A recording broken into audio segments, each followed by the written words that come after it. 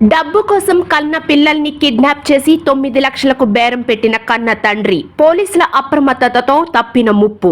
డబ్బు కోసం సొంత పిల్లల్నే కిడ్నాప్ చేసి విక్రయించాలనుకున్నాడు. భార్య ఫిర్యాదు, పోలీసుల అప్రమత్తతతో అడ్డంగా బుక్ అయ్యాడు. మహబూబ్ నగర్ జిల్లా జడ్చర్ల పట్టణంలోని గౌరీశంకర్ కాలనీలో నివాసముండే రఫీ తన 3 పిల్లలను మాయమాటలు చెప్పి బైక్పై హైదరాబాద్ తీసుకెళ్లాడు. ఆ తర్వాత భార్యకు ఫోన్ చేసి పిల్లలను కిడ్నాప్ చేశానని, తనకు డబ్బు కావాలంటూ డిమాండ్ చేశాడు. దీంతో ఆమె వెంటనే జడ్చర్ల పోలీసులకు ఫిర్యాదు చేసింది. సిఐ రమేష్ బాబు ఆధ్వర్యంలో పోలీసులు వెంటనే స్పందించి రఫీ ఫోన్ను ట్రాక్ చేసి హైదరాబాద్లోని యాకుత్పురా వద్ద ఒక కారులో నిర్బంధించి ఉన్న పిల్లలను పట్టుకోవడం జరిగింది. 9 లక్షల రూపాయలకు పిల్లల్ని బేరం కుదుర్చుకున్నాడని కుటుంబ సభ్యులు, బంధువులు ఆరోపిస్తున్నారు. ఏది ఏమైనా పోలీసుల అప్రమత్తతతో కథ సుఖాంతమైంది.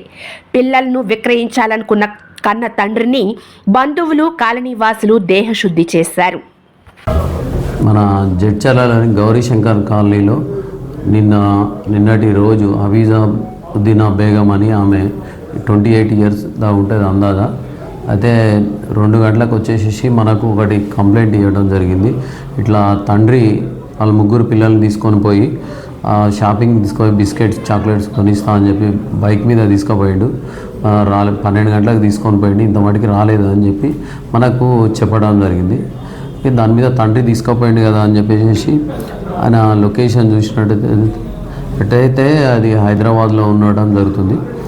దాన్ని బట్టి ప్రాథమికంగా ఆ పిల్లగాళ్ళు ఎవరు అంటే రుబానా బేగం అనే అమ్మాయి, తర్వాత సైఫుద్దీన్, తర్వాత రమీజుద్దీన్, వీళ్ళు 3 చిన్న పిల్లలు. సైఫుద్దీన్ అనే అతనికి 1.5 ఇయర్ పాలు తాగుతూ ఉన్నాడు. ఈ పాలు తాగుతున్న పిల్లగాడికి ఇబ్బంది అవుతుంది అనే ఉద్దేశంతో ఇమీడియట్గా రియాక్ట్ అయినాం.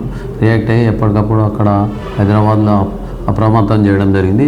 అప్రమత్తం చేసిన తర్వాత వాళ్ళు యాకత్పురా ఏరియాలో రాత్రి 10:30కు దొరకడం జరిగింది తండ్రి.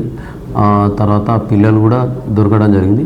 అయితే వీళ్ళు ఇంకా కొంచెం ఎంక్వైరీ చేయాల్సి ఉంది దాని మీద. వాళ్ళ పిల్లల్ని ఎందుకు తీసుకుపోయిండు, ఏం తీసుకుపోయిండు, ఇంకా ఇతర వాళ్ళకి ఏమైనా సంబంధాలు ఉన్నాయా అని చెప్పేసి ప్రాథమికంగా విచారణ చేసిన తర్వాత తల్లిదండ్రులతో కూడా మాట్లాడిన తర్వాత తదుపరి చర్యలు తీసుకోవడం జరుగుతుంది.